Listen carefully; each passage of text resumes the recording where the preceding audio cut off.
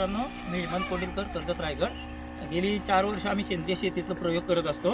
तर आता आपण पाहू शकता की तापमानामध्ये एवढं वाढ झालेली आहे, 35 ते 40 अंश सेल्सिअसच्या पुढे तापमान गेलेलं आहे. आणि आपण हे जे भेंडीचं लागवड आहे, प्रकाश कांबेरी कापले वावलीचे शेतकरी, त्यांच्या शेतात आपण ड्रीपद्वारे भेंडी लागवड केली. याला कुठल्याही प्रकारचं रासायनिक खत, कीटकनाशक वापरलं नाही आहे. आता टेम्परेचर वाढल्यामुळे आपण एक देशी जुगाड करतोय, जे आम्ही 10 ड्रम थेरी जे प्रॅक्टिकल अनुभव करत असतो.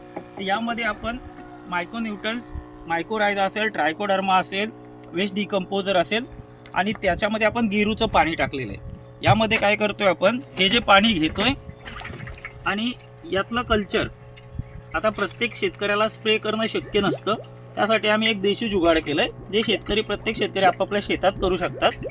तर आमची ड्रीप असल्यामुळे आम्ही ड्रीपद्वारे देतोय. तर हे जे कल्चर्स आहे हे आम्ही ड्रममध्ये टाकले, आपल्या पंपामध्ये टाकलं आणि या पंपातून हे बघा, हे जे पंपाची कनेक्टर आपण हे जे ड्रीपची लाईन आहे त्याला दिलं आहे आणि त्यातून हे डायरेक्टली जे पाणी आहे ते पूर्ण त्या भेंड्यांना जातं आहे. याचा फायदा हा होतो आहे की तुम्ही पाहू शकता की एवढ्या तापमानाला सुद्धा कुठल्या प्रकारचं याच्यावर रोपांवर ताण आलेला दिसत नाही आहे. आणि हे जे पाणी जातं आहे ते ड्रीपने गेल्यामुळे जमिनीमध्ये ओलावा राहत आहे, मायक्रोन्यूट्रियन्स वगैरे त्याला जमिनीतून द्यावं लागत नाही आहेत. आणि तिसरी गोष्ट की जो खर्च होतो आहे शेतीवरचा तो कमी प्रमाणात होतो.